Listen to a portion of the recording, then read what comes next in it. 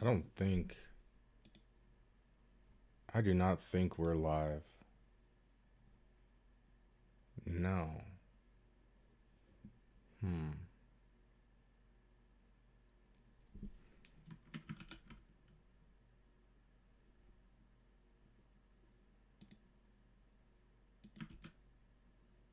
No, we're not live. Oh,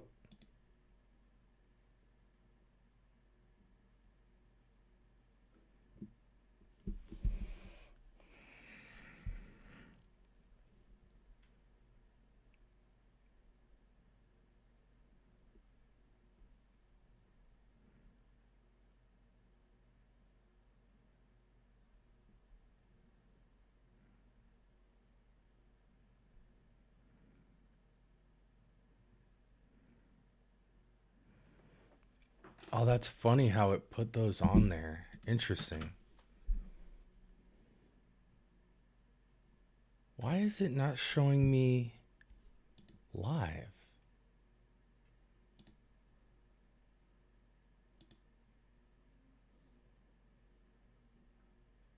Oh, there we go. Okay, I'm sorry. I'm trying to get into my chat, guys. There we go. That was so weird. Let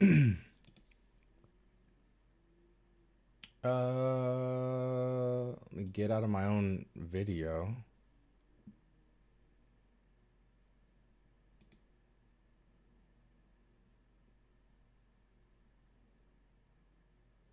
Why am I? Hold on. Interesting. Okay. Guys, I see you. Just give me a second. I'm just getting my life together. What up, Garland? What up, Joel? What up, World? What up, Jason? Oh, DJ. My bad, DJ. What up, DJ? Um, Real quick, guys, how's the mic and everything? We Gucci? I normally you know me, I normally go live on my handheld and we're doing the Q&A, which we're not doing tonight. But let me know if mic's good, audio, visuals are all good. This is supposed to be like a real chill night for. I'm just getting on briefly.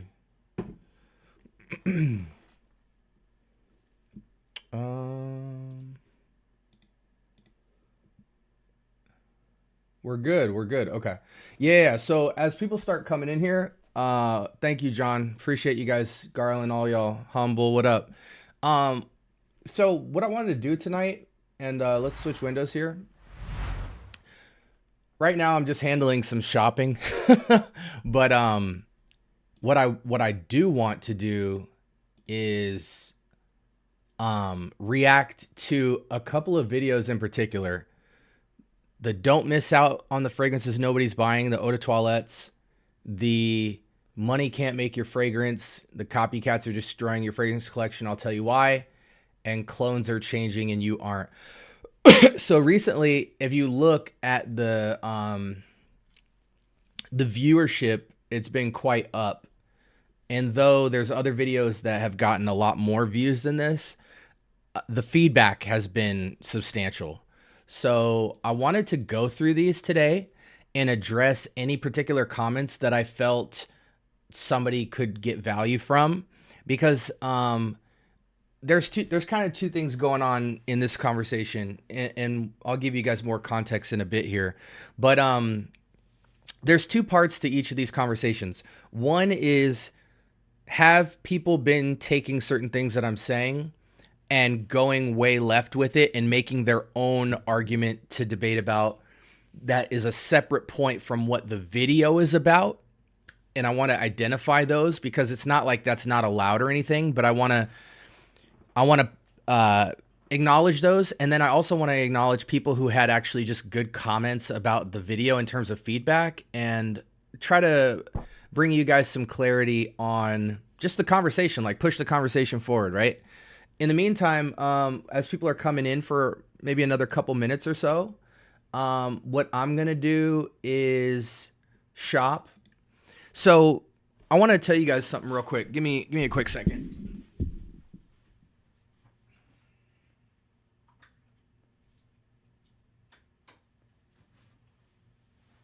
And by the way, guys, definitely put in the comment section y'all's scent of the day. I wore like 3 fragrances today, so I was all over the place trying stuff and all that. Put your scents of the day in the comments. I got 0 latency, so I can see y'all's comments pretty much the moment you even start typing them. What are y'all wearing today?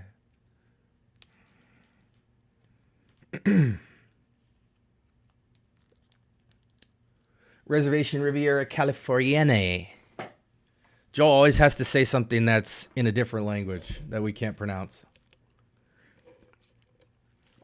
Rayhan Jungle. Man, Rayhan's been on a terror this year, haven't they?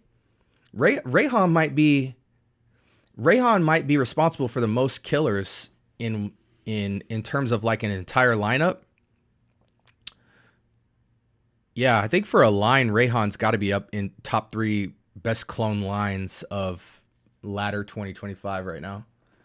I don't own a single Rayhan, but I just know they've been killing it. Scent of the day, PRM, scent of the night, Libre Intense. Hey, Libre Intense is that one. Commodity Whiskey and YSL L'Homme Libre. Okay, just poured a bucket of Lattafa Kingdom on myself. Hey, you can never go wrong pouring a bucket of Kingdom on yourself. Or Lionheart for that matter. Soul of my soul. Beautiful, beautiful.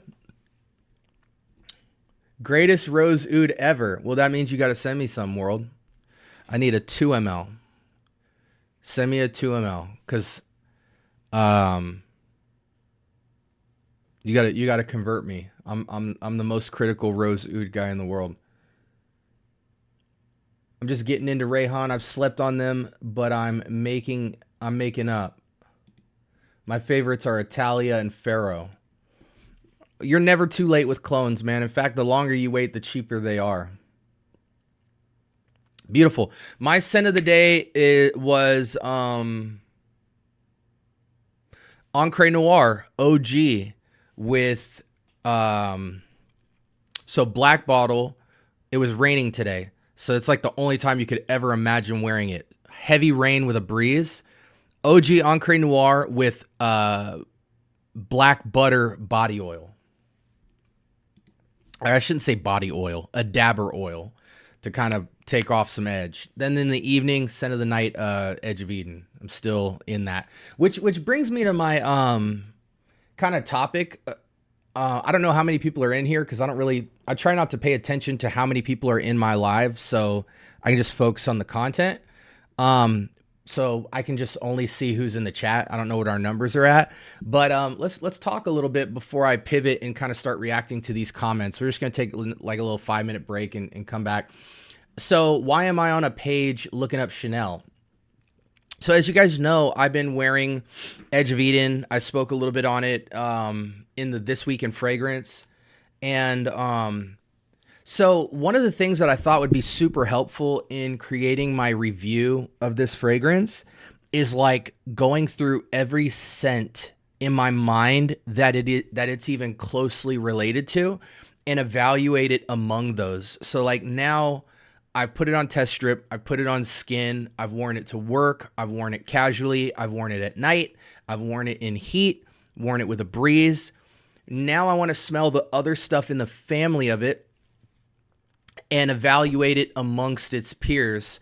And so one of the fragrances that immediately came to my mind was original Chanel Egoist and Platinum Egoist, as well as there's another one I was looking at, Speed Legends Night Drive.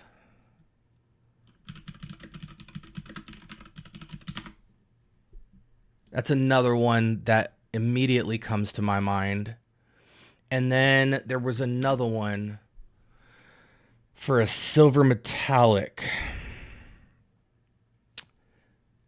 You know, and then there's obviously like CK Everyone, Coach Open Road, CK1, all that type of stuff. But I was trying to think more in the niche designer realm.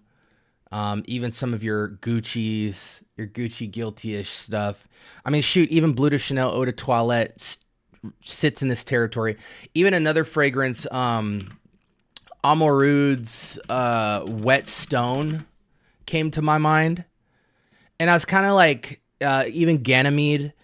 Um, I'm gonna repurchase all of these fragrances and like sit them in a table with Edge of Eden and just evaluate the landscape of this style of perfumery. Because I think for a lot of you guys, um, if you jump straight into Edge of Eden, just like completely out of wherever you are in your journey, it is going to hit you like a sobriety test. Like, it is so speaking a different language than any of your fragrances in your collection that I want to, it's important for me to accurately explain what this scent smells like, because a lot of people, when it comes to this fragrance, have simply not done it justice. Throw out of the window good or bad for a second. Just in terms of explaining to the public, everybody talks about metal, everybody talks about apple, and that's really it. This is what you're going to hear a lot of when you look at any Edge of Eden review right now. It's crisp apple, it's metallic, it's metal, it's fresh, it's crisp, it's clean, it's metallic, it's metal, it's apple, it's fresh, it's clean, it's clean, it's clean, it's fresh, it's apple, it's metal, it's just crisp and cold and apple, and it's just like, yo, what does the like? And I feel like that that description of this fragrance doesn't capture what the vibe is. And the vibe is really important with this fragrance because this is a mood shifting scent. Without question. Boring, interesting, intriguing, head scratching, practical, unpractical. Get all that out of the window for a second. Are you tuned into what's going on with the fragrance? Because climate is super critical with this fragrance. Climate and your palate are two huge factors in your thoughts towards this fragrance. And if you're not at least in tune with where you're at with those two categories and self-aware, you will completely overlook this scent. And my thoughts and feelings after wearing this scent a lot is that it may be one of the most necessary scents to the space right now for the landscape that it occupies. And it is not a scent that you will figure out in a 1 week wearing. So, I'm spending time with it. And to spend time with it, I need to almost filter out all my sweet fragrances, all my citrus fragrances, and just focus on these very minimalist, high quality scents that are quietly loud, and immerse myself in them to appreciate them and to see what I'm looking for, and then come back. Because I've done the careless wear, like the don't think about it, just put it on skin, rock it, battle test it. I've done all that. I'm at about half a bottle left. And now I want to go in with a little bit of intelligence and thoughtfulness and kind of see where that takes me, to see if I kind of grow with the scent. This is a scent that you will only, you have the opportunity to grow into a super signature, nothing on your shelf smells like it type of scent, but you have to be tuned to a certain frequency to even have that doorway be open to get there. So just know that there's a lot going on with my thought process on that scent. It's one of the most challenging scents I've come across for how simple it is, and we'll get to it soon. Like I've almost arrived at a lot of really helpful ways to describe not just the scent, but what to do with it.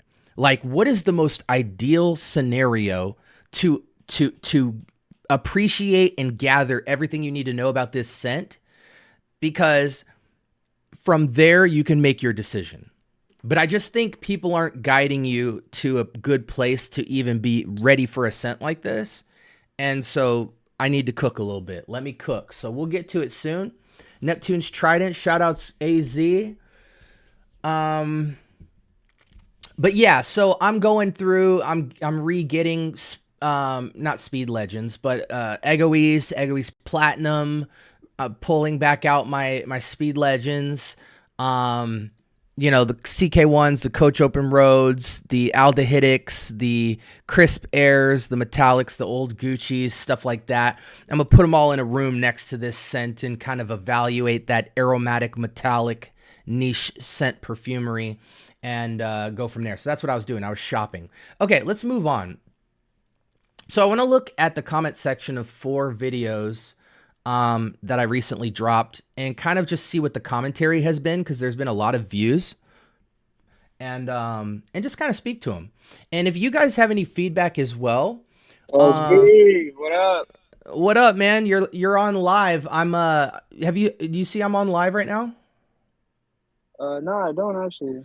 Oh, it's all good. So I'm on live right now reacting to the comments to my videos. For those of you guys who are listening, I'm in my Discord right now, server.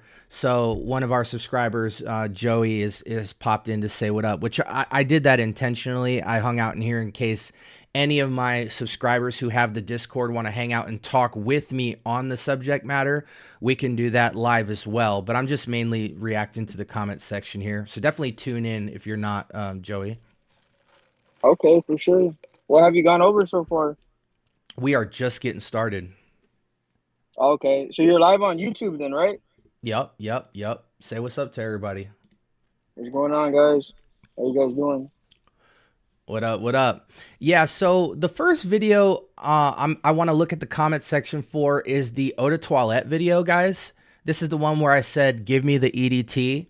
And the main part about this video, that it was kind of like the main point I wanted to drive home, is just that if you only think about fragrance in terms of concentration from a standpoint of intensity or loudness or quietness, you will miss their value in your fragrance wearing experience. And mainly that eau de toilettes are not simply a lesser concentration, but they are an experience.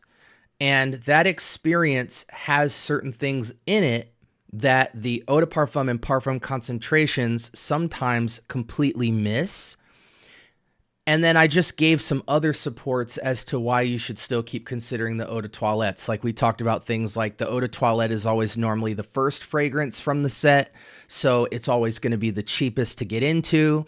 We talked about like the examples of Guerlain and how if you want the closest thing to the original formulations of, you know, Heritage and Vetiver and Hobby Rouge and all those, the eau de toilettes are the closest full landscape scent picture of what the OGs used to smell like.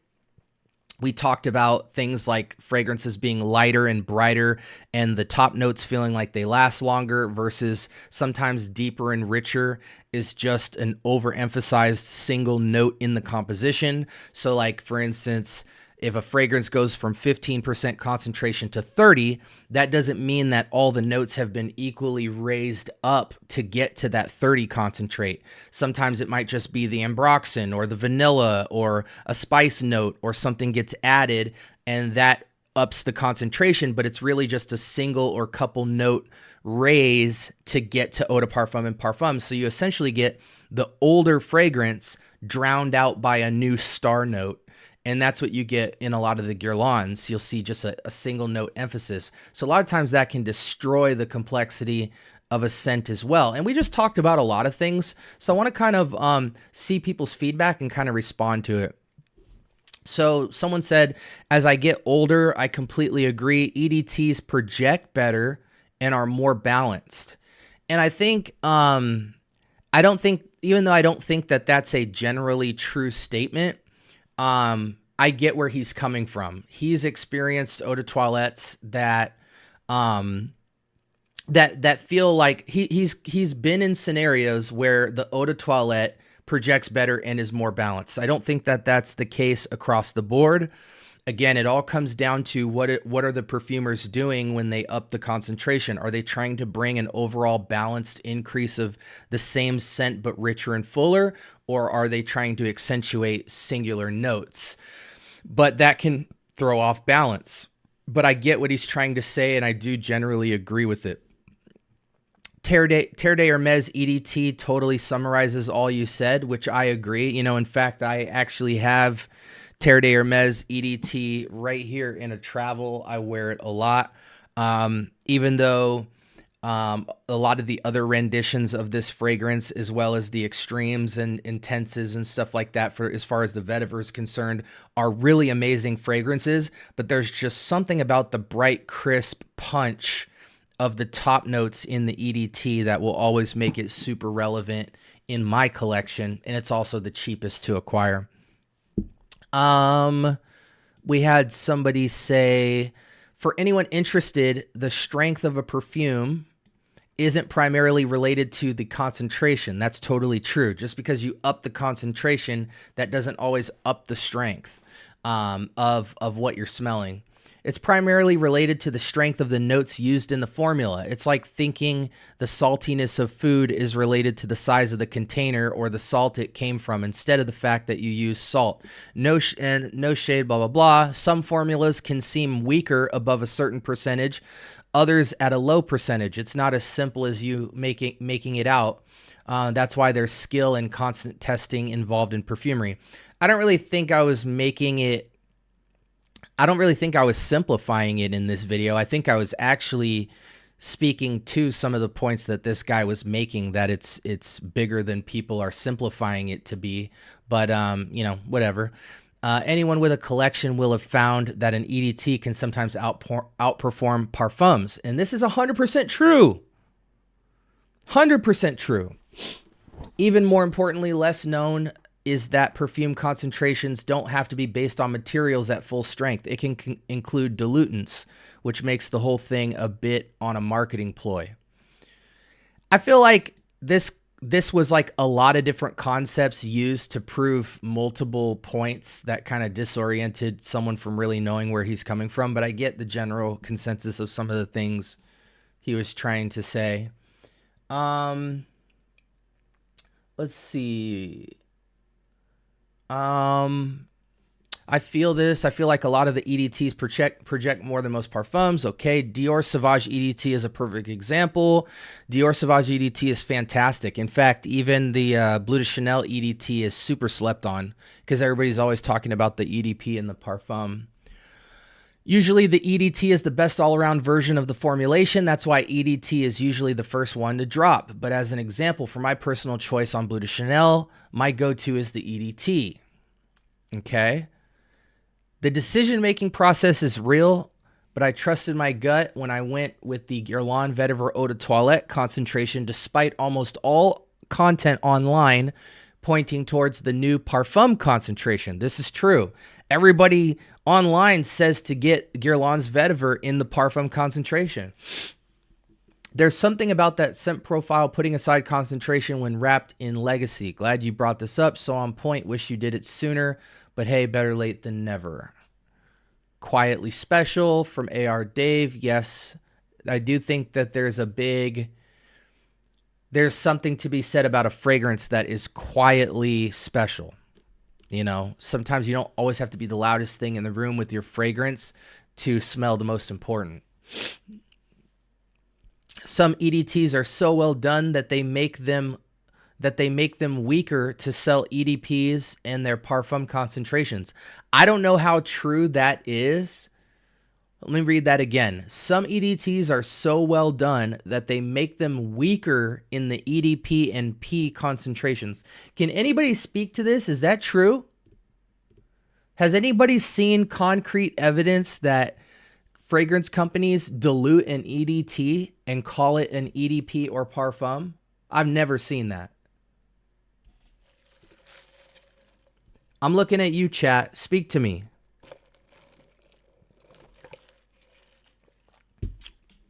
Even if you never heard it, just type, I've never heard that.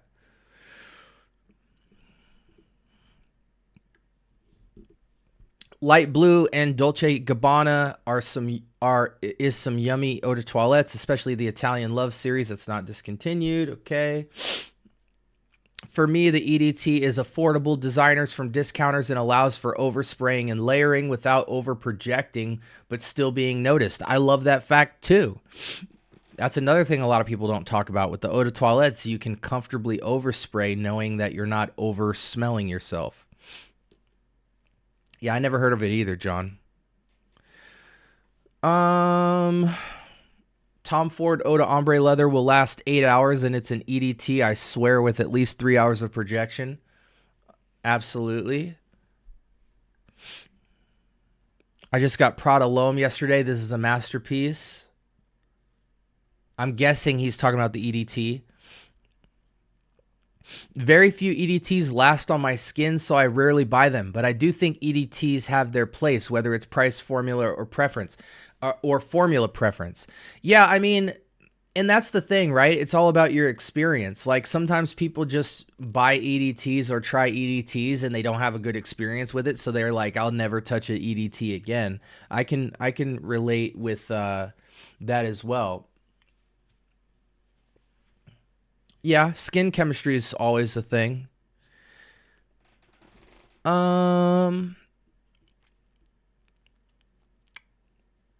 Okay. Well, there was some pretty thoughtful stuff on that video. Let's move on. So this one was the newsflash, money can't make your fragrance. And this video was interesting because what I was trying to basically do with this video is point out the fact that at the end of the day, no matter what the ingredients are that go into a fragrance, they still have to be put into a composition.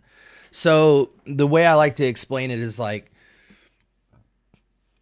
just because you go into an orchestra room and there's a cello, there's 4 cellos, 2 basses, a whole flute section, drums, doesn't mean you're about to hear Mozart level music. People still have to pick up the instruments and play them. And so my point with this video was just to say, hey, if you simply upgrade the ingredients, which warrants a higher price, the perfumers still have to make magic. Now, in the perfect scenario, you have an upgrade in ingredients and you have beautiful hands working the materials and therefore creating a 1 + 1 = 2 scenario where it's like more this equals more that. But what we see sometimes, and a lot of times actually in perfumery, is that sometimes you see people with cheaper ingredients make a better fragrance. And on the opposite side, sometimes you see people with better ingredients make a worse fragrance.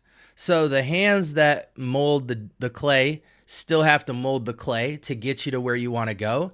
And so one of the things that you can error on in perfumery is falling into a trap where you think, oh, wow, I bought a fragrance for $150. I'm about to go buy this $300 fragrance.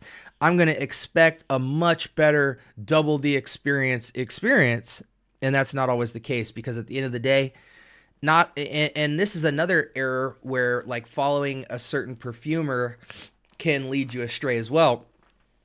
You know, if you're like a guy that says, hey, I'm a Quentin Biche fan, are you just blind buying every Quentin Biche? That would be a mistake. So just trying to say, like, the money alone, simply paying more for fragrance is not going to increase your experience in perfumery. There's still duds, and it's still all preference. And so we have to do more than just simply pay more money with our perfume. Now, in a scenario where you pay more money and the perfumer does an incredible job, that should be amen, and that should sit in a higher tier in your mind of what quality perfumery looks like. But we also have to hold the stuff that doesn't do that accountable, and that was the point of this video. Some gems are unheard of. Okay. Here's John. What up, John? Everybody else can wear LV or Mind Games. I'll stick to my hidden gems. Also, I don't care about EDT, EDP, and Parfum. Still could get all three for the price of one Tom Ford. Oh, with the hidden gems, probably. If you ever, somebody said I'm half right. If you ever make a perfume and test the ingredients, you'll notice two things. Number one, high quality naturals provide something that can't be replicated. They can't be cloned, not even with perfumer expertise. I agree with that sentiment, but the fragrance could still suck. Number two, most high cost perfumes aren't using those ingredients in measurable quantities and smell mostly of cheap materials. I don't like the word most there because he did not use examples.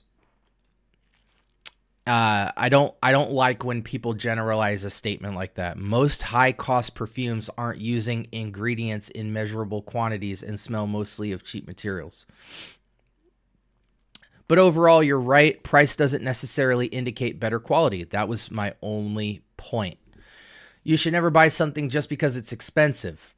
Amen. Let's move on.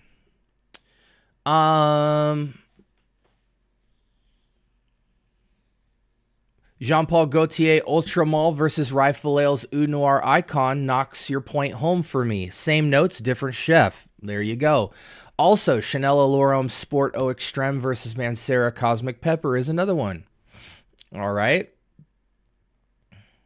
I feel the same way about Lalique fragrances. A lot of people don't understand the true evaluation of... It's like my... Hold on a second. Let's read chat. My bottle costs 400, 500 CAD, but in my opinion, I think it's worth 200 CAD. There you go. A lot of people don't understand the true evaluation of juice. GCMS doesn't lie. There has been no real conversations on the upcharge due to brand positioning. Well, Mary and I spoke to this point a little bit in the video, actually. You know, I said that sometimes it's not always a juice upgrade. Sometimes it's brand positioning. I'm going to make a quick point. Oh, sorry. Hold on. I'm going to look, but I would love to hear your take on Christian Provenzano and what he did with Armaf and the work that Jordi Fernandez did with French Avenue. Absolutely. Even the work that Quentin Biche did with Lattafa. I'm going to make a quick point about your Eros example. Terre de Hermes has had the most popular blend for a while. The brand of Ensar took that. Oh, here's World. And did it with top-notch materials, named it Terre de Ensar, and the price is excess of $2,000. I can confidently say, so basically that he's just saying, I'm being passionate when I say that the experience with the Ensar blend is leagues above regular. Well, I would hope so. You paid in excess of $1,900 to acquire it.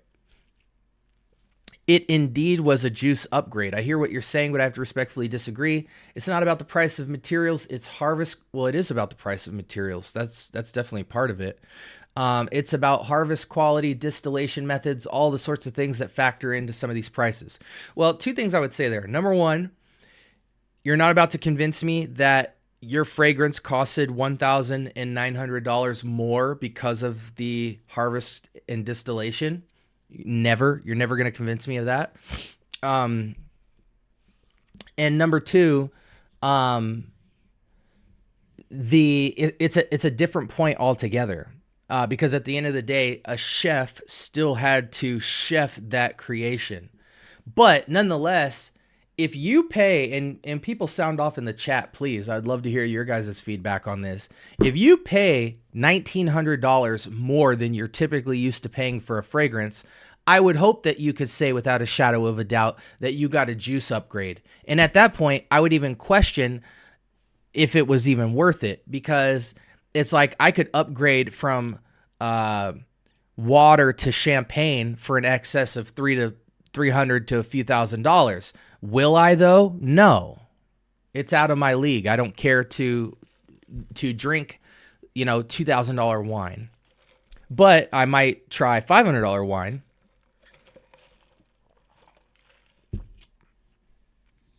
Oh, World's here. SB, the harvest and distillation method for sure matters. You're not hearing me. They do matter. Just not to the extent of the point of the video, which is that if you distill and you harvest well and you chef wrong, all of that is for nothing. That's the point. The money doesn't guarantee you that the fragrance comes with all of the ethics that yield the better fragrance. You pay the 2,000, you get better distillation, you get better harvest, but will you get better blend? In one case, in one example, your answer is yes, which I would still love to respectfully pay for a 2 ml sample to see if I agree with that. But I'm going to just assume that you're right and give you it. Your fragrance might have been better, but there's other fragrances that charge in excess of that same amount of money where the chef, despite the harvest, distillation, and all those fancy words, make a terrible fragrance because you have to still create the fragrance. What you're disagreeing with is not the point that I made. You're disagreeing with a separate conversation where you're inserting my bias for this video for your point. It's two completely separate conversations. This is what happens when you take a video and you extract what you want from it and make a whole nother video yourself. The point of this video is that the chef still has to chef the fragrance, and in fragrance upgrades of money, you don't always guarantee that just simply paying the money does not guarantee that the chef makes a better blend. Ever. And that's why we don't only buy niche fragrances. I mean, guys, the whole fragrance game is reflective of this. And this is why I review fragrances of all calibers, because it is not simply about materials and harvesting. It is about what can the perfumer create with what they have. And some people need to be praised and some people need to be banished from what they create. So it's not that. I think what you don't see here, world, is that I'm not actually disagreeing with you. You're disagreeing with me. I think we're speaking two different points, and I agree with your point. I just think it has nothing to do with my video. Respectfully, though, out of 150 samples, only about and feel free to respond. I'd love to read your chat as well. I'm not going to walk over that at all. I'm just going to move on, but I'll touch back. Out of about 150 samples, only 6 have been a hit. That's a very low hit rate. I also go back to the sample I deem a hit. I've been tricked off a sample. Loved the single spray, but once I wore 4 to 5 sprays, different aspects of the fragrance came out that I no longer enjoyed. Sample anything and everything you can. I agree with that one.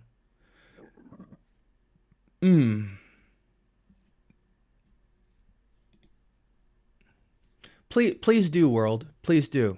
And by the way, world, I'm in my Discord right now, which you should definitely be a part of.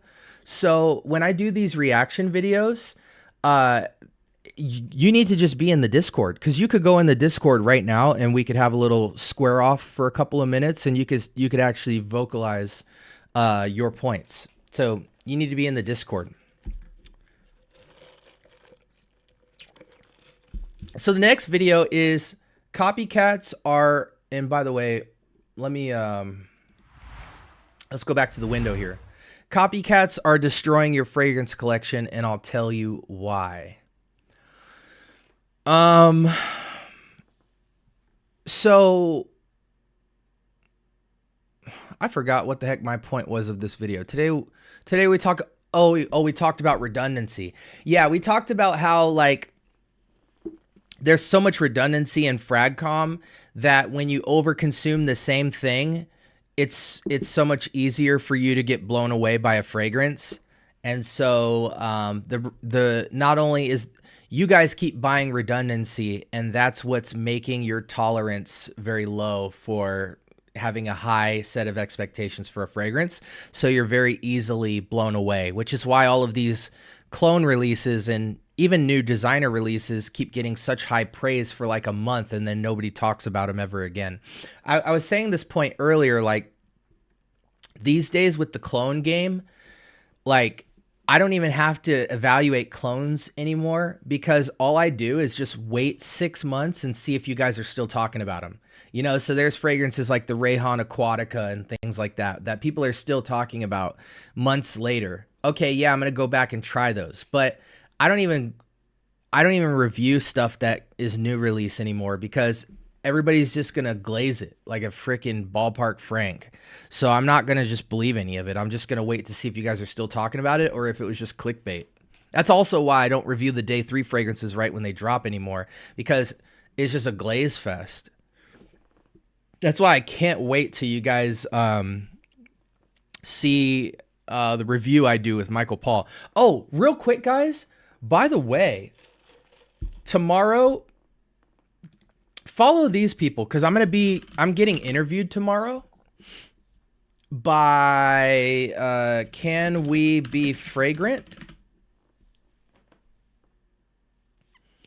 So check this out, guys. Follow these guys. These guys are dope. I think Kareem runs this channel, but it's like a podcast style. So if you like listening to fragrance content in the car, they got hours and hours of content. It's like a big group of people who are in a fragrance journey and they just talk about what they're buying. They look at discovery sets. Really dope group of people. They have great conversation and I feel like it's great for everyday people in fragrance. Really good channel.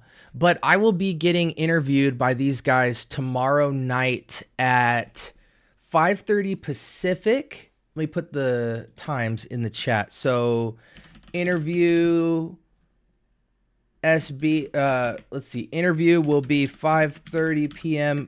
PST and 8:30 p.m. EST on at Can We Be Fragrant. So they'll be asking me a lot of dope questions tomorrow on my journey. So if you're interested at all, that will be live broadcast on the Can We Be Fragrant channel. So subscribe to them. If you haven't, I put it in the chat for you guys to follow them so that you'll see when I go live. I don't think it'll be co-streamed, but we'll figure out a way for you guys to tap into that. And maybe I'll jump into the Discord afterwards so you guys can chat with me on that.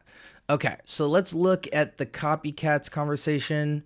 When I began recognizing that redundancy in that so many of all the new releases always seem to be described as another fragrance with a twist, in other words, it's dang near the same as that, but maybe we upped the cardamom or the musk or what have you, for example. That's when I began actively searching for different but good. I was rewarded in that search when I stumbled upon Atralia's Imperial Douai. Have any of you guys tried this Atralia fragrance that he's referring to? Imperial Douai? I was looking to add some greens to my collection, and when I saw the high Fragrantica rating, it made me wonder why so relatively few folks had even tried it, despite what I saw as an appealing note. This is a great point that I wanted to make. Some of your best fragrances are not evaluated by enough people on Fragrantica. And that just really goes to show that fragrance releases are all about marketing and not really about the fragrance. You know, you can have a lot of fragrances that don't really have a lot of reviews, but they're absolutely spectacular. And I even showed this week and last week several fragrances that got a 3.6 on Fragrantica, but to me blew my socks off. So I saw your video, wholeheartedly agrees, subscribed. For you, what is the very best cologne at the moment that you'll take over anything? Oh, I didn't give him one. My collection consists of 16 colognes. That's good enough for me. Hey, it's good enough for me too. Redundancy, that's the truth. My scent profile is Cypher and woody spicy. Now my collection is 60% fresh because of my new addiction of buying until now. Recently, I would spend 45 minutes trying to figure out what to wear, and yes, my shelf is getting smaller now that I've checked myself and the dumb stuff I was doing. Yeah, I hope you guys are consolidating your shelves and selling the stuff that you're not excited about. Hey, shout outs, Joey, man. Subscribe to the channel if you haven't, and join the Discord. SB keeps it real. He's fair. He's not trying to scam anyone. He looks out for his community. Shout out Mo, Humble, Greenlee, Garland. Hey, y'all need to like that comment. Thank you so much, Flappy, for the donation. That was very generous and really appreciate you. Hope that you got a lot of value out of this weekend with our chat, and I really appreciate you for that dono, man. That was really, really sweet. Unhinged is the wrong word. I meant funny and crude in a humorous way. I don't know exactly. Oh, gotcha. Yeah, definitely join that Discord, guys. My wifey highlighted this. Oh, shout out Solution for Frags. Oh, wait. Let me read this one up top. Keyword popped out. Sober. Not in a purity sense, but being satisfied. The song ends with I want what I want, repeated, pointing out that if a person is constantly in a state of desire, they will never be happy. Pokemon cards indeed. Not even Elon Musk could own every fragrance. Thanks for promoting perfumery as a hobby without turning it into a competition. Amen. Solution. Shout out Solution. He said, my wifey highlighted this in my last video. She didn't know you spoke about it either. She said 10 to 15 high-end fragrances she really liked and she would be happy. Yeah, they are trying to close the gap. My thing is what I'm getting. My thing is what am I getting if they are continuing to try and close the gap? Does the quality deem that price in light of renditioning something else? If that's not happening, I won't spend. That's why Attack of the Clones series is there. It's somewhat humorous but casually informed with no overwhelming technical stuff. Amen.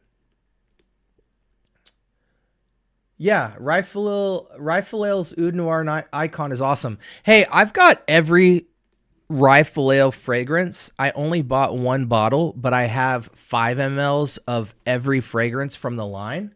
So really soon, probably, if you guys want, just let me know in the chat. If you want, I will drop a whole Rifle Ale series. The only reason I've been waiting on it is because they retail at like $200. So until I had a plug for everybody to get cheap Rifle Ale fragrances, I didn't really want to talk about it. But if you guys want, I'll review the entire Rifle Ale series of fragrances because they have I have at least like 15 of them. Okay, what else did people say? Amazing video, lots of perspective. This video might be Hall of Fame. Thank you, FaZe. Okay, yeah, I'll look out for you guys on that because I have just about everything from that house. I value your honest opinions with regards to this addictive and dangerous journey. Therefore, I hope whatever... I don't know what that comment meant in the end.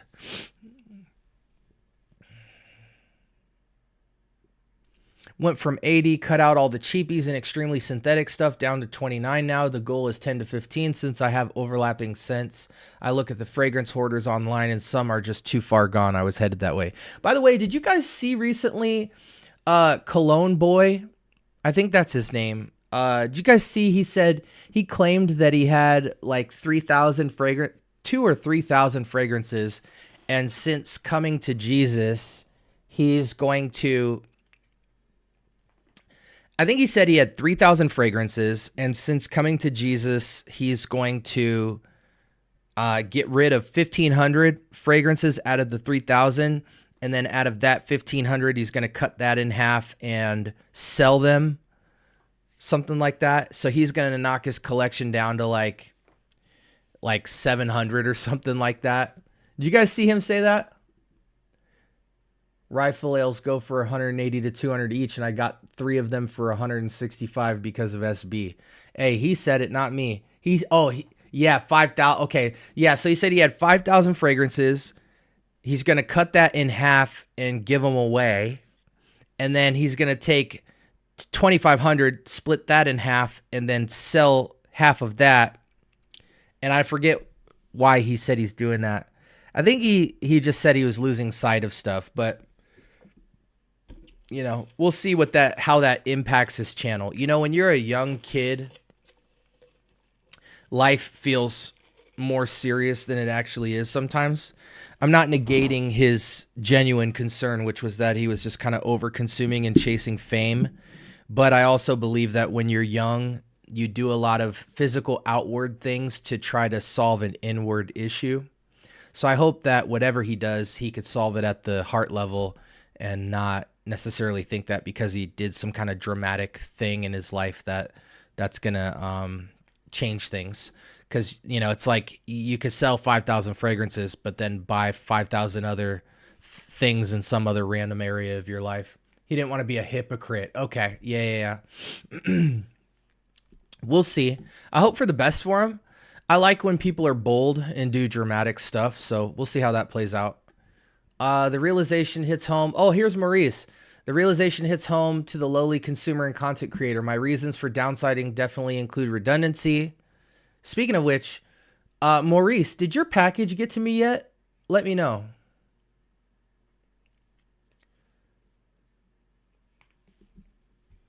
Let me read the chat here.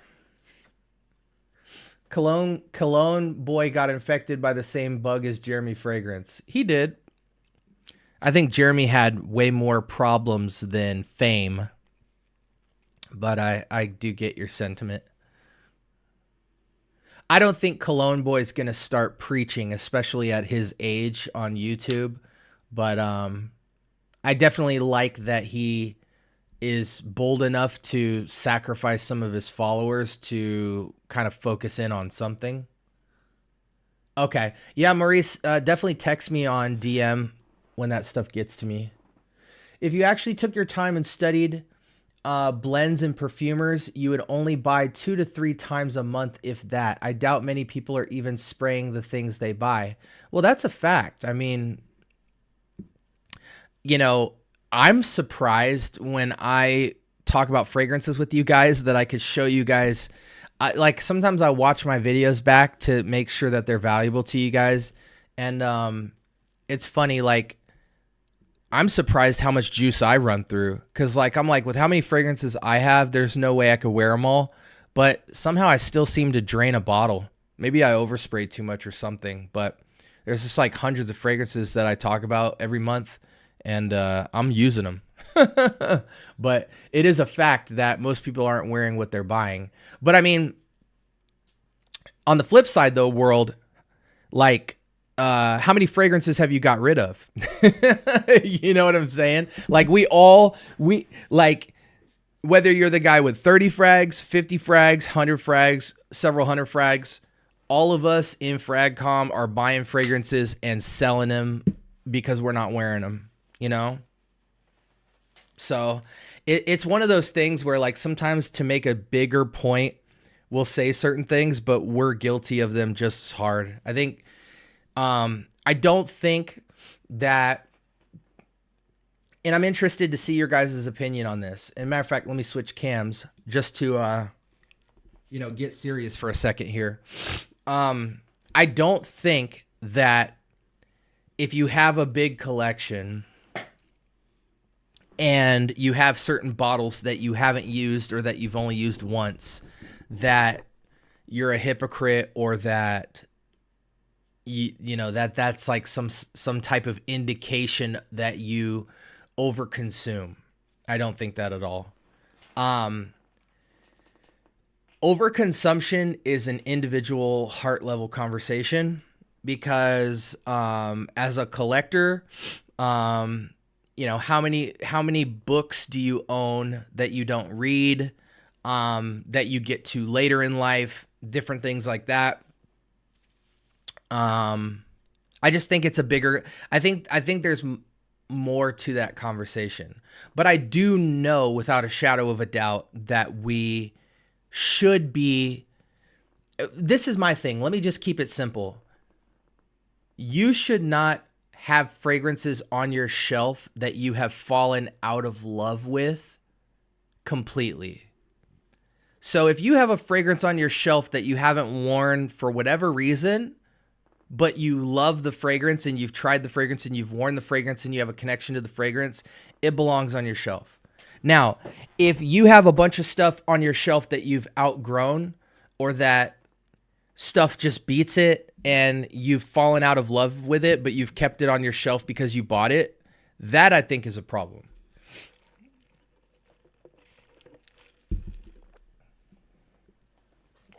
Whatever puts someone's mind back to normal in a good state, the better. I did that with my job before. I took less paying post, but I'm way better mind-wise. Amen. Well, good job for you, Joel. I am currently trying to get rid of things I purchased in the beginning of my journey. If anyone wants 20 plus bottles of clones and off the wall designers, let me know. They're yours for $100. Hey, world, that's not true, man. I seen you sell some of those big ticket blends too. Don't be playing. Don't be playing, world. Don't be acting like you've ascended to a new place and you ain't getting rid of any big ticket stuff. Don't be playing. Hey, bro. I'm gonna have to go back and look at the footage because I filmed that day. But I think even the day I met you, you were letting go of two, not Bortnikoffs. You actually showed me two Bortnikoffs. But there was two fragrances that you were letting go of in a group chat that were multiple $100+ dollar items. And that was back then. That was when you were, well, I don't know where you were in your journey then, but it seemed like you had just entered new territory of a part of your journey. I'm trying to think, like, honestly, I get rid of a lot of stuff. I'm trying to curate my top 100 journey. So I put it this way. Some fragrances are for a short time, not a long time. And that's okay. Just is what it is. Okay, let's end with clones are changing, but you aren't. So the point of this video,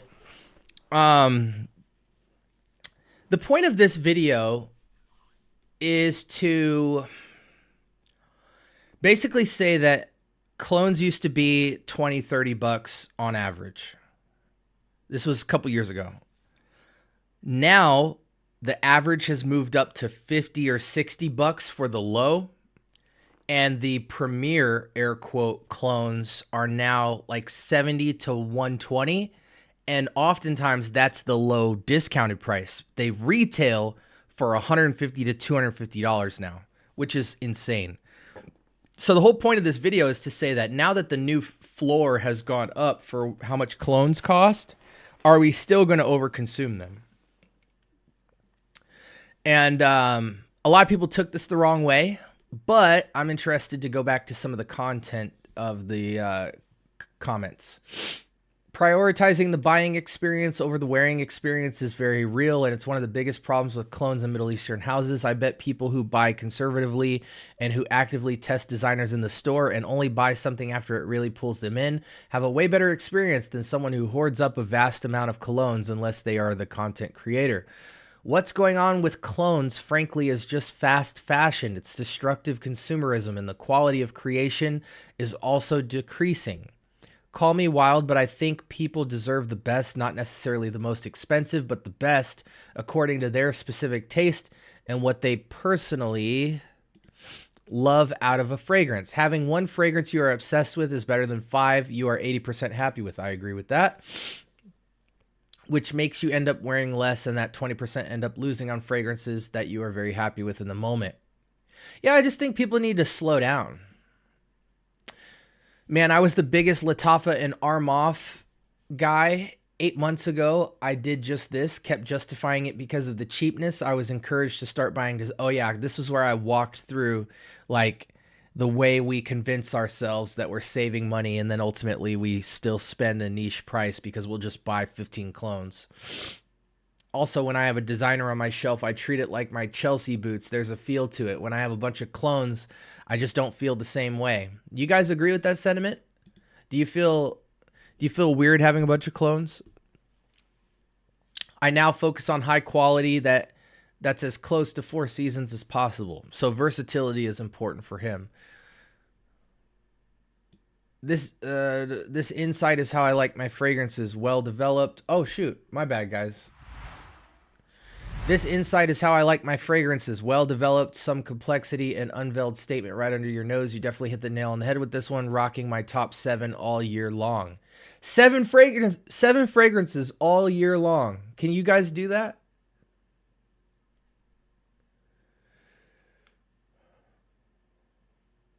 I don't know if I can ever go down to 100. You absolutely could, Flappy. You absolutely could. Hey, Tanny. Good to see you. I've had that same argument. They speak about the high prices of certain blends, but then proceed to buy 40, 50 clones as if they don't add up. Yeah, I mean, I have a big problem with that too, you know? And it's always funny because when they argue about that, it's 5 clones in. But then a couple months go by and now they're at 45 clones, still trying to make the same argument, or they're being quiet and falling back. So, yeah, I mean, and here's the crazy part, guys. And this is why you need to be in the Discord. These days, I probably don't spend over $150 for the most expensive niche fragrance you could think of.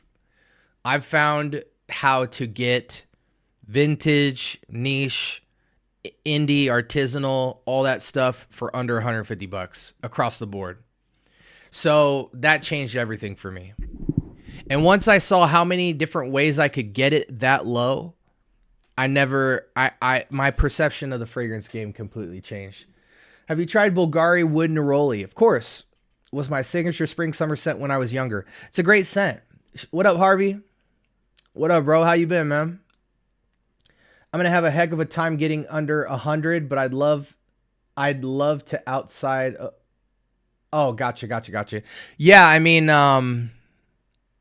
yeah, like right now, I don't know if you guys can see this. Let me see if I can switch cameras. Actually, will it let me? Let me go big cam. Actually, let me go over here.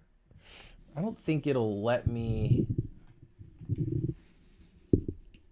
Oh, hold on. Will it let me turn it? So like just that.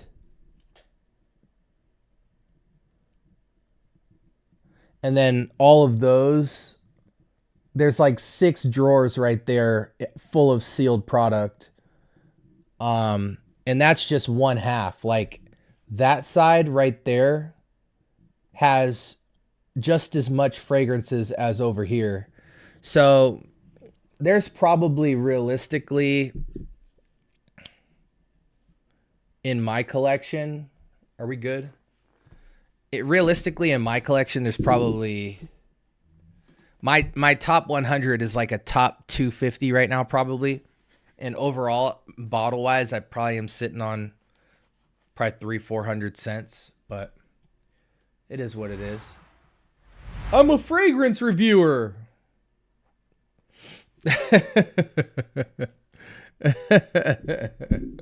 Oh, shoot.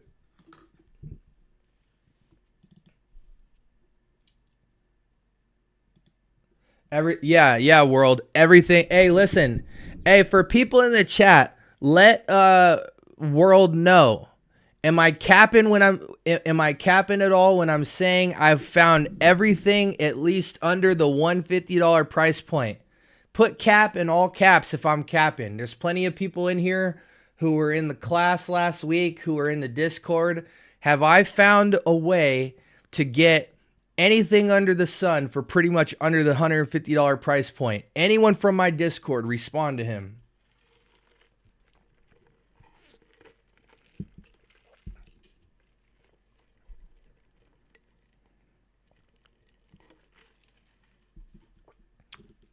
When you learn to get it like that, with no restrictions, it changes your whole perception of fragrances, because you can get whatever you want. But what I will say also is, when you guys see that collection, the first half of my wall that I showed you guys, I don't think I paid over $150 for about 90% of this collection. And and many bottles retail and discount for well over that. So just seeing my collection will tell you that. There's no cap in my rap, dude. It's just I don't reveal everything on my YouTube channel because people don't deserve it, dude. You know, I work my butt off to acquire information and research and build relationships with people. And so I only reward the people that support me, man, straight up and down. And thankfully, the people that support me, they'll advocate for it. Many people in my Discord found out this weekend just how deep the rabbit hole gets. I mean, am I wrong, guys? After hearing me give that speech this last weekend, it gets deep, right? Like, this stuff is obnoxious. Something to add to the conversation. Content creators use the term like one-to-one and the arbitrary throwing out of percentages. It's 85% close. As a trained chemist who have tested OGs and clones using GCMS, I am appalled. Taking off the science hat for a second, these terms are sales tactics, point blank period, and they work. And many of them do this, all for a little free fragrance. Well, Marion, I want to say this, bro. This is definitely facts, but it's not conclusive. Like, when people use one-to-one, 80%, 50%, they're just trying to... People want to know how close stuff is to stuff, and sometimes we act like that's a objective conversation. It's always subjective. Like, and it also depends on where you are in your journey. Like, if I show somebody Woody Oud from Maison Alhambra and Oud Wood from Tom Ford, if I put them on two hands without showing them the fragrance, and I show it to somebody who's new in their journey, they're going to think that fragrance is a lot more one-to-one than you or me. So now when the content creators do it, I think sometimes it's glaze. I mean, a lot of times it's glaze, but I don't think it's always, I don't think just because you hear people say one-to-one or whatever. I mean, shoot, guys, I used to say one-to-one. In fact, sometimes I still will, but as I've gotten older and further in my journey, less fragrances feel one-to-one, but I will still readily throw out a 90+% or something. I mean, shoot, this Game of Spades Topaz. This Game of Spades Topaz, to me, is, and I'm not going to bust out my Must Therapy fragrance because that juice is precious to me, but I don't need to. You know, that fragrance is very redundant in this space. I have 100 fragrances that smell like Must Therapy. But Game of Spades Topaz, to me, easy 90% minimum. Are you mad at me because I said that? I mean, here's the thing, guys. Let me switch screens because this is important. I want you guys to really hear me on this. Can we zoom out?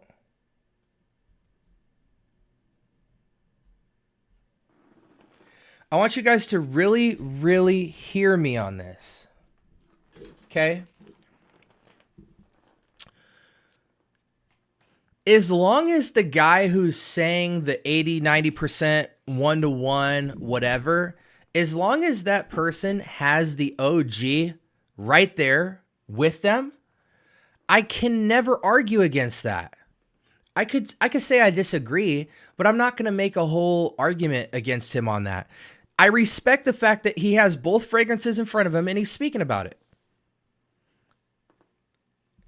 What I don't like is when people say one-to-one or 80% and they don't have the fragrance in front of them. Over 90% of my collection, actually, I can't even say that because most of my collection is not clones. At this point in my journey, clones make up less than 20% of my collection. But anytime I ever reviewed a clone for you guys, I had the OG sitting on my desk. SB, was it a bottle? Sometimes. And you guys have seen numerous amounts of OGs. I just flashed you my collection. All that is OG. But I never reviewed a clone. Actually, I don't want that to be clickbait. 99% of the time, I never reviewed a clone without the OG on my lap. And you got to respect that, because I'm giving you straight drop, and I'm not just doing it for a couple releases. You guys have seen me talk about clone accuracy for almost 2 years straight, always having the OG around. And I told you guys, that used to be my one-liner. I will never talk about a fragrance I don't have. And I also am not going to be the guy that tries Topaz and then I go to Neiman's to try Must Therapy, and then a day later I go and smell Topaz. No, I'm going to go pull out of my decant library. I'm going to pull real Must Therapy out, and I'm going to put them side by side in the moment. Put them on two hands. You know what I'm saying? And I used to do that on my lives. I don't respect when people draw from memory to talk about clone accuracy. But I can't refute or argue against a guy who has both fragrances in front of them, evaluating it.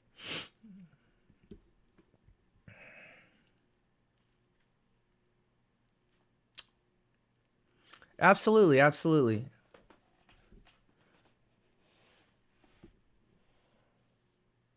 No, world, you're welcome here, bro. If that wasn't made clear, you're anyone who opposes anything I have to say, or anyone in here, is 100% welcome here. The only thing I don't tolerate is disrespect. I'm not going to disrespect anybody in here. And I don't want people that all agree. When my fragrance journey, I want you to have your fragrance journey. When I make my content, it's so that your fragrance journey looks like your fragrance journey, not mine. So I like the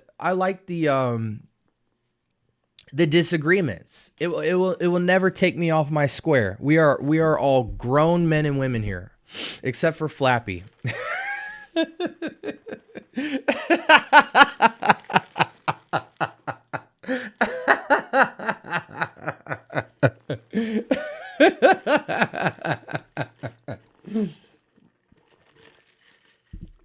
I assumed Joey would love that comment.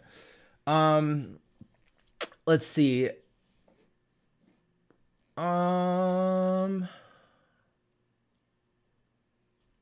Yeah, Maurice disagrees with me all the time. I mean, shoot, when I dropped the Ocean Noir review, I knew I was going to smell smoke in my Discord server as soon as I hit live. You know, but that's what we do, man. It's like, and I look out for everybody. People can never question my sincerity and level-headedness in the game. I help too many people. I personally love, let's go back here. We're going to wrap up soon, guys. I know I'm just hanging out, but give me one quick sec. We're going to talk a little bit more and then get our butts out of here.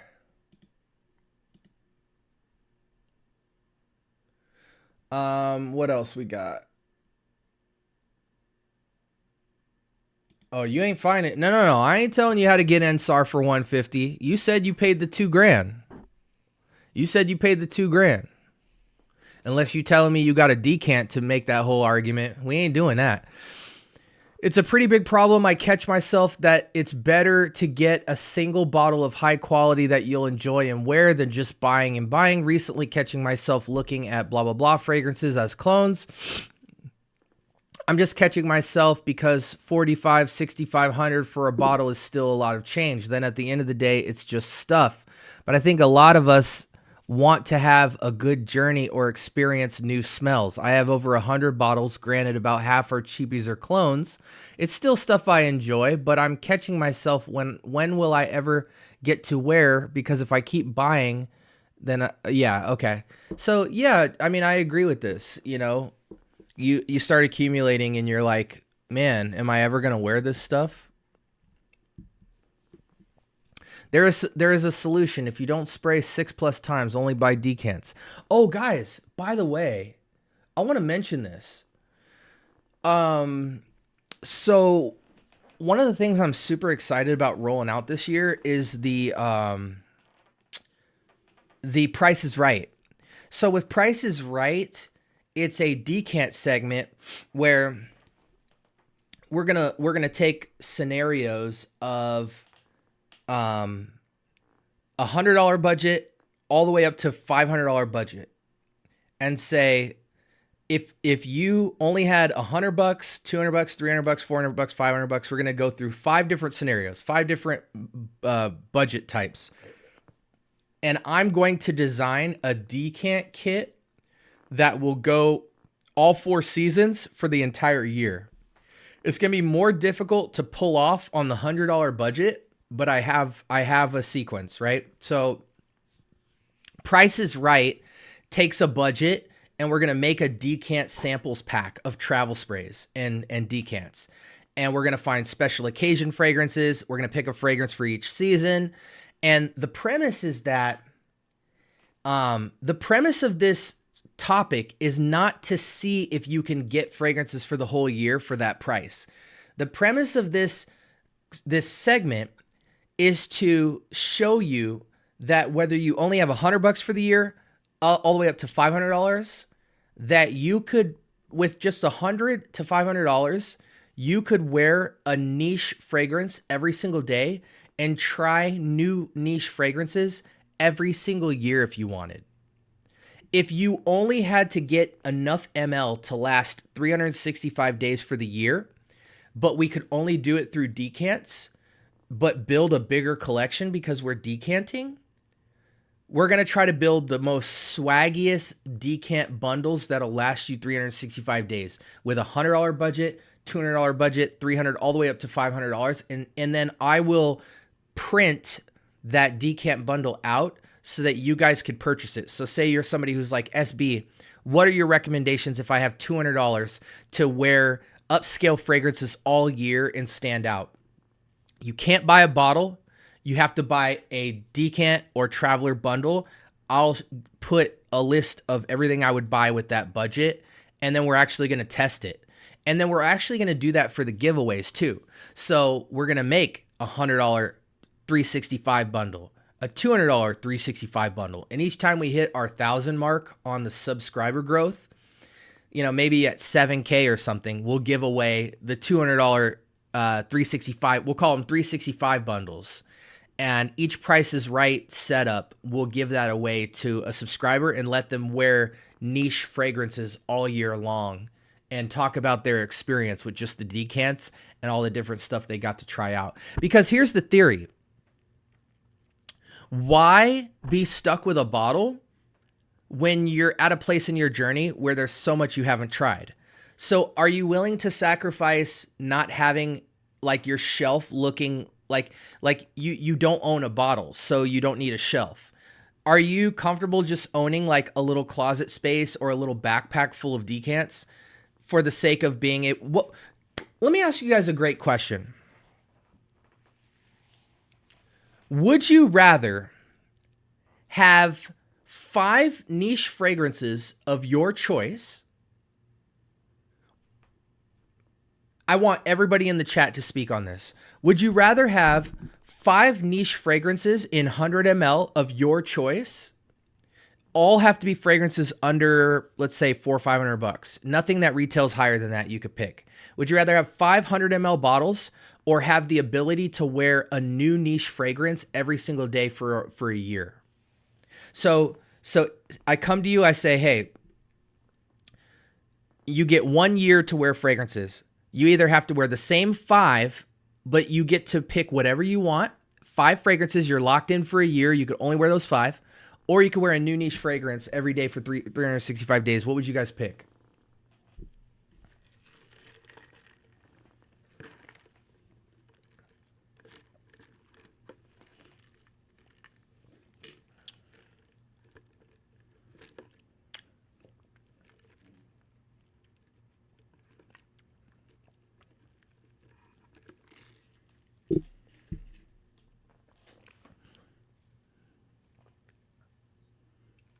I'm loving the answers here.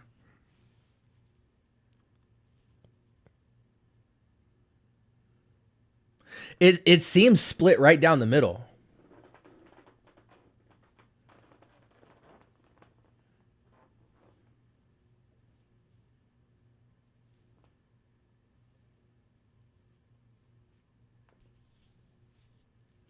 And Joel, you need to get in the Discord, Joel. It's actually an absolute travesty and blasphemous that you subscribe to every single fragrance influencer in Fragcom, but you're not in my Discord. Now it's disrespect. I'm dead serious. You are moderating 150 YouTube lives, but you're not in my Discord. That is absolute blasphemy. The coolest group in Fragcom is in my Discord, and you're not following it. Same with you, World.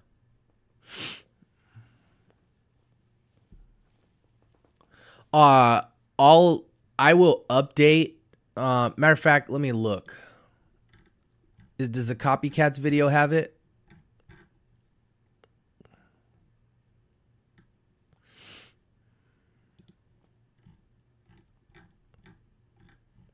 I'm looking for the Discord right now.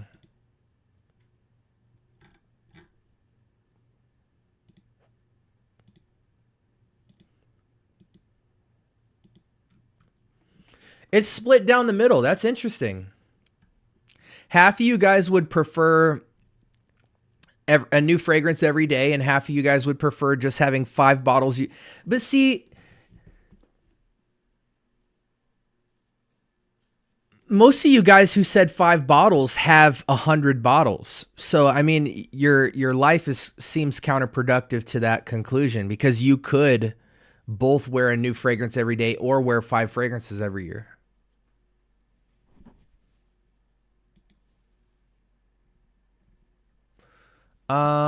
Where is the dang Discord?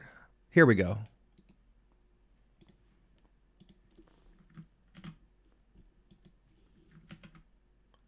Oh, whoa. Oops.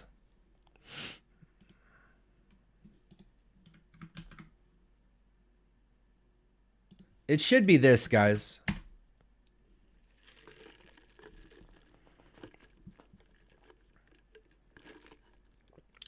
Maurice, bro, you can't. What you think you should do? Which angel are you trying to be on your shoulder right now? I was actually curious about this because I was talking to Kix about this, and I'm like, bro, what if you could try any niche fragrance you wanted the whole year? What would you, And so I was like, okay, so what if we just didn't buy any fragrances all year? We just took like $500 and just pre-purchased everything we've ever wanted to smell in decant form and just wear those all year. Let me pull this out.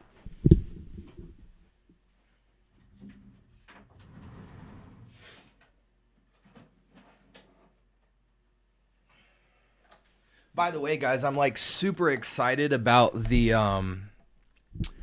next giveaway. The next giveaway is going to be, I promise you guys, the next giveaway is going to be 10 times better than the last one. So like, this isn't even counting the discovery sets. So like, this is my toolbox. Okay. And in my toolbox, there is just hundreds of samples. None up there. But like, where are all my decants? Oh, they're in the giveaway box. I'm giving away a ton of my decants this next giveaway. But like, you could literally just go in and just be wearing stuff year round. And having something like this would cost less than $500. And you would just have the sickest experience ever. And then you go in on year 2 or year 3 and then start copping bottles. But by then you've been living with fragrances. Yeah, dude, we lay down the decants over here. I can't stand all my decants up. I have thousands. It says unable. Are you not logged in or something?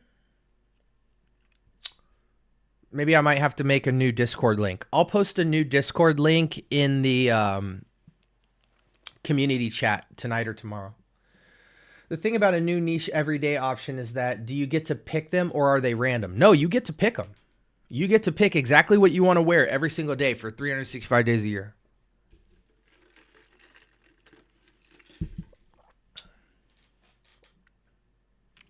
So I just think that's fascinating.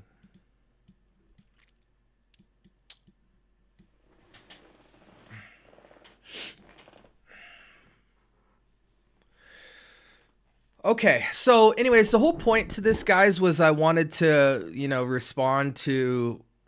I just wanted to push the conversation forward. How many of you guys watched This Week in Fragrance this morning? I'm just curious.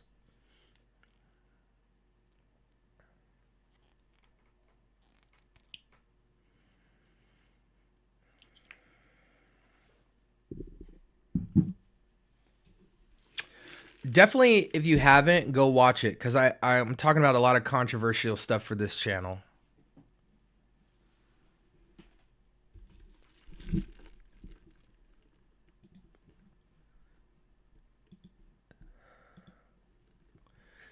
Yeah, welcome Rob, welcome Strong, welcome Boof, welcome Goblin, welcome AFK but winning, welcome Neon Wave, welcome River Horse, World just joined in, and Joel just joined in. Yeah, you guys are on the welcome screen. It welcomed you into the channel. The video where you challenged anyone to fragrance court. I mean, I will start challenging everybody in fragrance court. Basically, like, my whole concept bag right now is to talk about the things that I think are important and issue a challenge to anybody that wants to debate them on fragrance court. But what's nice about this is people get to hear my opening statement, so they kind of get an edge. I like that idea. I like the idea of letting somebody know exactly where I'm coming from before we even debate. That way they wouldn't challenge it unless they really felt like they're coming with something of substance. And then everybody wins, But yeah. Listen, when I go on fragrance court, it's going to be crazy. You guys know this. You guys absolutely know that without a shadow of a doubt. It's going to be an amazing fragrance court.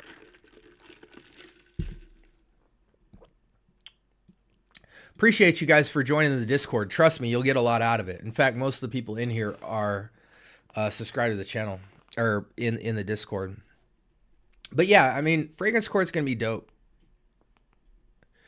But that wasn't the point to the video. The point to This Week in Fragrance, mainly outside of the Edge of Eden and the other discussion, is just that I don't know how to process all of this shadow boxing that's going on in the fragrance community between influencers and collectors. Like, I feel like influencers and collectors are such a small piece of Fragcom, but they seem like they make up all of Fragcom, and they don't. But it's all we see. It's almost like that's the only stuff that gets played on the radio, so to speak. I just wish people would create more content consistently and review fragrances and talk about fragrances instead of this concept of Fragcom and what it's doing right and what it's doing wrong. Like, like,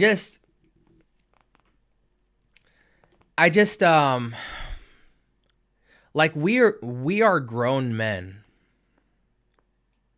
So for me, like we're grown.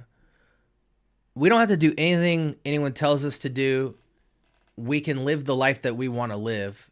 And as it relates to fragrance, nobody is hindering your journey but you. Like, you create the life that you want in fragrance. You create the people you want to see, the community that you build, the content you do. Everything is in your control. And yet, sometimes we speak about Fragcom as if it's like impacting us. And it's like, if it's impacting us, it's because we're in it, and we're if we don't like what we see or what we're in, get out. Like, we're grown men. We're not being forced to go to school. This school is like the Fragcom here. We're not being forced to like go and watch these people on YouTube and talk to these people on the phone and text. I just don't I don't I don't get it. It seems like such a helpless stance to be in. You know? It's like I literally curate exactly the experience I want in the fragrance community. I get to curate who I hang out with, who I talk with. Like, if there's toxicity or stuff that I don't like, I remove it. Like, and I just don't get the sentiment that like you guys can't do the same thing. So I stay out of it. But sometimes I just feel like, you know, because people ask me like, SB, why don't you respond to this topic and stuff? And it's because it just feels irrelevant. It feels like you guys don't get value out of that. I feel like you guys get value out of hearing about new fragrances every day and seeing the community have conversations together about fragrances that we're trying, not about Fragcom.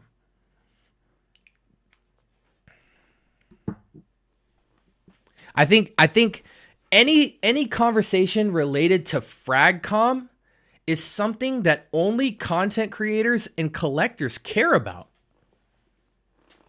I don't think anyone else cares about it at all.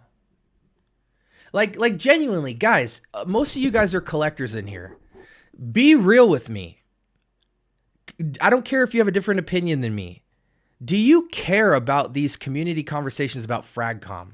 The state of Fragcom, influencers who are doing it right versus influencers that are doing it wrong, funny people in Fragcom. Like, do you guys care about any of that stuff?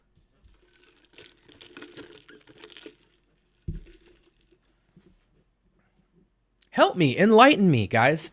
Don't be me. Enlighten me. Do you guys care about those topics? I just want to know.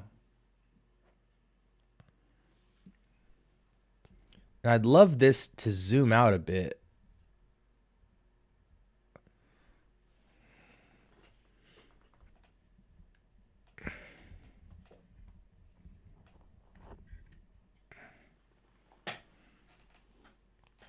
Oh, I'm on the wrong thing. That's why. There we go.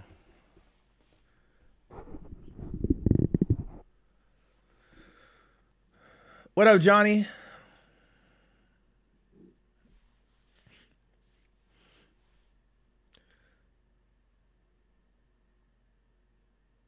No, I'm not. I'm genuinely, Maurice. I'm not talking about specific people. Like, so many people have done it this year or are doing it now.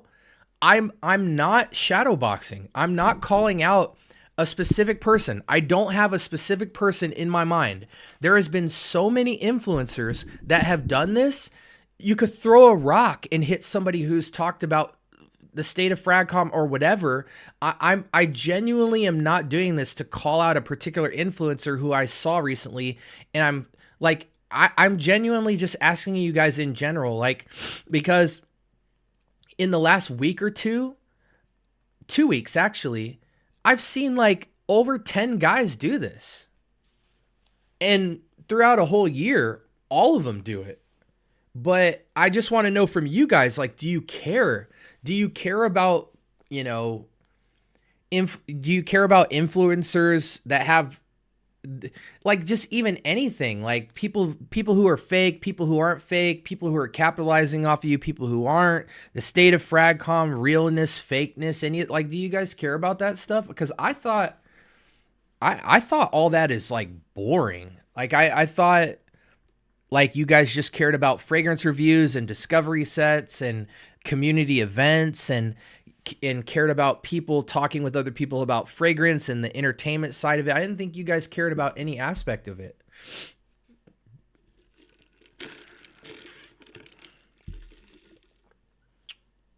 Okay. I see some of your guys' responses.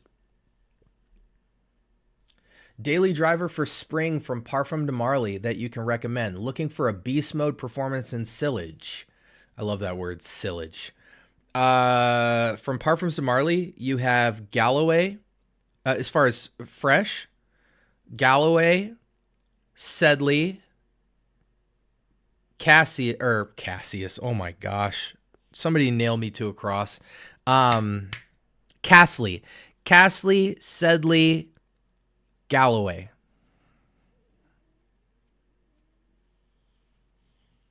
Greenlee. All those will go. My personal favorite is Galloway. Um, I honestly care about collecting fragrances and wearing them. I love to smell good. I'm always amazed at the different notes that smack me in my face. I listen to a few people, but in the end, I take notes and recommendations and do my own thing. Anytime, Johnny. When a subject goes over and over to different channels, I get annoyed. I just skip those lives or videos. I mean, that's just how I feel. I feel like it's getting so boring because I feel like it's now become an echo chamber. Like there's nothing new under the sun coming out with this stuff.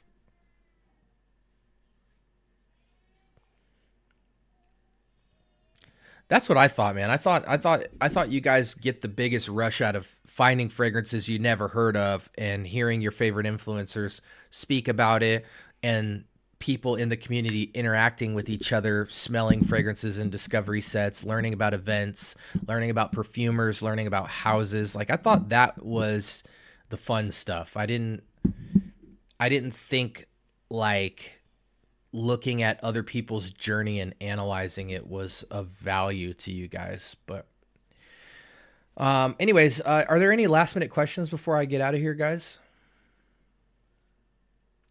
I'll just give it a minute or two while you guys think of some things to say, if any. Just wanted to hang out with you guys, really. I normally, when I go live, I go vertical, but I didn't feel like doing Q&A tonight.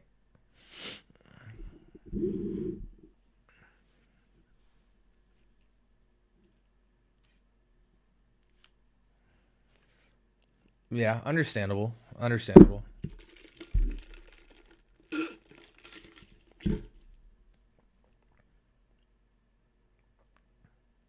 Well, I have written down to try that or to start reviewing the rifle ales for you guys. So I'll knock out all those reviews in the next couple of days and post that for you guys for sure. That'll be the next thing I post.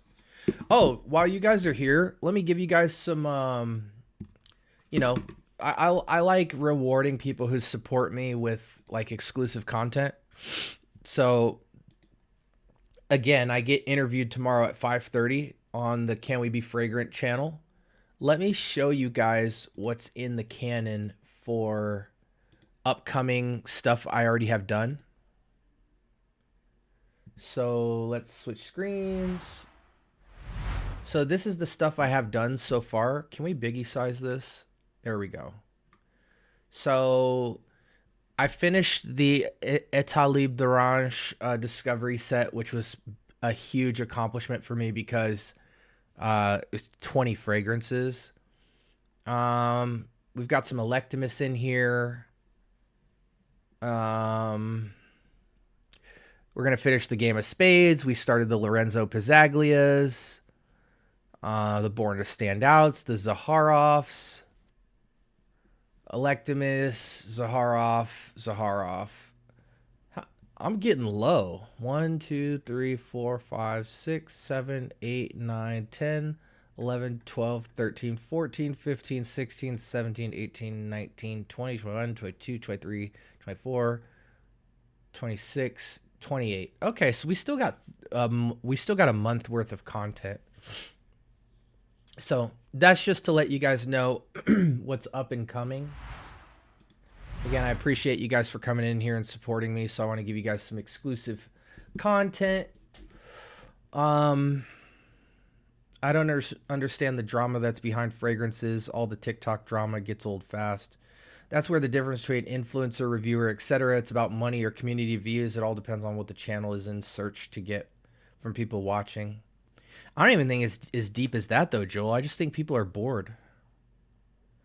They love that type of drama. SB followers feed into it, and it becomes an emotional mess. Yeah, I'm just I'm just at an age where, I got kids, I'm married, I work a buttload of jobs. The most low vibration content to me is stuff where people still feel relief, you know, I don't want to say causing division, but I guess just like speculating other groups of people that have nothing to do with them. It's like we act like we can't turn anything off that we don't like. We'd rather leave the channel on that we don't like and then tell, wonder why it exists. It's like, just turn it off. Anyways, I appreciate you guys. I'm going to get off. I'm getting tired, as you can tell. Stay tuned, guys. We got a lot of stuff coming up. There's so much coming up, guys. There's so much coming up, man. I'm so excited. We got so much fragrances, man. So much fragrances. And if you want to get exclusive deep dives, not this air quote exclusive stuff that other creators tell you, but real exclusive content, community feel. I don't care if you're a beginner, expert, everybody's welcome. Join the Discord. It's definitely where you want to be. And love you guys. Let's read the last minute comments and we'll get out of here. Thank you again for the Prada L'Homme Intense recommendation. Honestly, that blew my mind. Totally different from what's in my collection now. I need more of these fragrances. My nose was happy. Well, thank you, Jason. I'm glad that took your fragrance journey to another space. I try to show new and different blends weekly. I have to start watching the pages and lives I visit because everyone doesn't think like me. Well, I mean, I get your sentiment. I would just, and I want to take this outside of just you for a second. You have to be cut out for what you're cut out for. What I can say, guys, and this is just me in my house, I have grown as a man when I have chosen to be around things that aren't like me, respectfully and lovingly. Some people can't handle that. You have the choice to create the environment that you want to live in, and some people feel good about surrounding themselves. That's a thing out there now. Like, surround yourself with like-minded individuals and all that stuff. That's good and all, but a lot of times that doesn't facilitate growth as a man. So for me, there's a certain threshold that I like to have people who don't look and sound like me, and even people that are different than me and disagree with me, because it challenges me and constantly helps me to grow and to figure out what stuff I want to grow into and grow out of, and what stuff I want to stay calloused in. Sometimes when everybody looks and sounds similar to you, you're very narrow. Life is more comfortable because it's less challenging, but you can fall into this space where you're just not challenged anymore. And so there's a fine line you walk to what you can handle. But like, I would just encourage you guys, like, surround yourself sometimes with things that are challenging, as long as it's helpful and equal amount of passion on the other end of the coin. Just know your threshold, know your limits where you need to start turning stuff off, but don't turn it all off, because then you're just kind of living a boring life. I try to take care and smell good, everyone. You like what you like, world, and dude, listen, we love world. We love world. We listen, we love everybody in here, and we love you guys for your journey and your uniqueness and your voice and your standpoint. If you weren't valued, you wouldn't be spoken to. You know what I'm saying? Like, me going, like I said, I'm married, I have 2 kids, I have businesses and stuff like that. Like, I come into the live more to talk to you guys than to share my content. And I want to facilitate that. Like, as much as we debate in here, I will always prioritize the friendship and the serving of the people above my channel goals. And people feel that. That's why they hang out, you know? So we appreciate World. We appreciate Joel, Maurice, Jason, Johnny, Shan, Flap, you know, Joey, Faison, everybody who came in here tonight. AZ, Humble, Kicks, Water. We appreciate everybody. Everybody who came in here tonight, we appreciate you. I hope that you guys are encouraged. Hope you guys are having a great week. And as always, if you want a deeper experience, if you want to make certain requests, the community is live. You know, join the Discord. I think it's almost at 80 members now. Actually, it's over 80, I think. So we got less than 20 spots left. I'm capping it at 100. And we're making a really cool community. It's getting real fun. It's getting real fun. Yep. All right, guys. Love you guys. Hope you have a great night. What is today? Tuesday? Join me for that interview tomorrow, guys. It's going to be a goodie. I've already got the show notes. It's going to be fire. So I'll talk to you guys later. Love you all. Have a great week. And until next time, peace.